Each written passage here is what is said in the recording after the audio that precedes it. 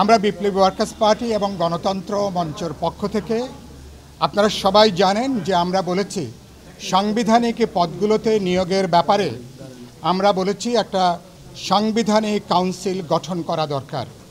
এটা আমরা আন্দোলনের আজ থেকে কোনো দল আমরা 5 বছর আগে, কেউ 3 বছর আগে গণতন্ত্র মঞ্চ আমাদের দাবিনামার ভেতরে সাংবিধানিক পদের নিয়োগের ব্যাপারে সাংবিধানিক কাউন্সিল গঠনের যে প্রস্তাব সেটা অনেক আগে থেকে আমরা করেছি। আমরা জাতীয় ঐক্যমত্য কমিশনের এই প্রস্তাবকে স্বাগত জানিয়েছি।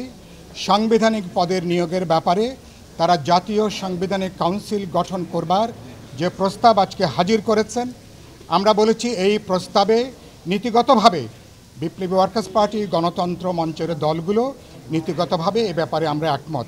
এবং আজকে দেখা গেছে বিপুল অধিকাংশ রাজনৈতিক দল আজকে যারা আলোচনায় ছিলেন তারা অধিকাংশই এই এনসিসি গঠনের পক্ষেই তারা মতামত দিয়েছেন। দুটো ব্যাপারে আমরা পরিষ্কার করে বলেছি, অতীতের আমাদের তিক্ত অভিজ্ঞতা, আমাদের এখানে যে রাষ্ট্রীয় ফ্যাসিবাদ কায়েম হয়েছে তার অন্যতম কারণ ছিল সাংবিধানিক পদগুলোতে দলীয় আনুগত্য বিবেচনা করে গত কয়েক দশক ধরে এখানে নিয়োগ দেওয়া হয়েছে। ফলে একটা রাষ্ট্রীয় স্বৈরতন্ত্র ফ্যাসিবাদ কায়েমের জন্য সাংবিধানিক প্রতিষ্ঠানগুলোর নিয়োগকে তারা ব্যবহার করেছিল। এই জায়গা থেকে আমরা অভ্যুত্থান পরবর্তী যে সংস্কার তৎপরতার মধ্যে আছি, জীবনের সব আয়োজন এখানে একসাথে।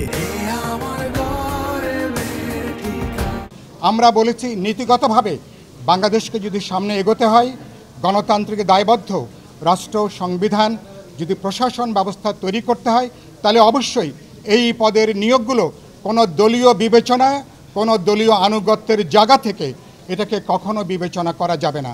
সেই জায়গা থেকে আমরা মতামত দিয়েছি। দুটো ব্যাপারে আমরা বলেছি, বিপ্লবী ওয়ার্কার্স পার্টির দিক থেকে রাষ্ট্রপতি, তিনি রাষ্ট্রের প্রধান অভিভাবক, তাকে এবং প্রধান বিচারপতি দুজনকে এই এনসিসির এই কমিটির মধ্যে এনসিসি কমিটির মধ্যে তাকে যুক্ত করাটা ঠিক হবে না। তাহলে এই দুটো পদই অপ্রয়োজনীয়ভাবে বিতর্কিত হবেন এবং তারা যদি উপস্থিত থাকেন অন্য সদস্যরা বক্তব্য রাখতে তারা দ্বিধান্বিত বোধ করবেন। আরেকটা গুরুত্বপূর্ণ কথা আমরা বলেছি যে বিশেষ করে সশস্ত্র বাহিনী এটা বিদ্যমানে যেভাবে তাদের যে ওখানে কাঠামো আছে পদোন্নতির দায়িত্বের, প্রধানত সেটাকে অব্যাহত রাখা দরকার। এটা সরকারের নির্বাহী বিভাগের দায়িত্বে আছেন, কিন্তু এগুলো নিশ্চয়ই তারা বিবেচনাগুলো তারা কিন্তু করবেন।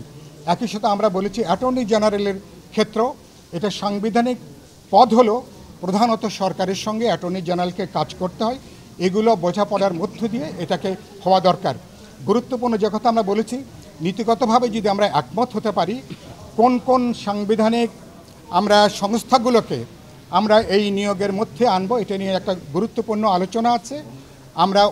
আমরা এই জাতীয় ঐক্যমত্য কমিশনকে অনুরোধ করেছি সবার মধ্যে একটা বোঝাপড়া গড়ে তোলার জন্য আমরা দরকার হলে আরও আলাপ আলোচনা করব, কথা বলবো, প্রয়োজন বোধে আমরা আরেকটু সময় নিয়ে আমরা আলোচনা করে আগামী সপ্তাহ এ ব্যাপারে আমরা চূড়ান্ত সিদ্ধান্তের জায়গায় হয়তো আমরা আসতে পারবো।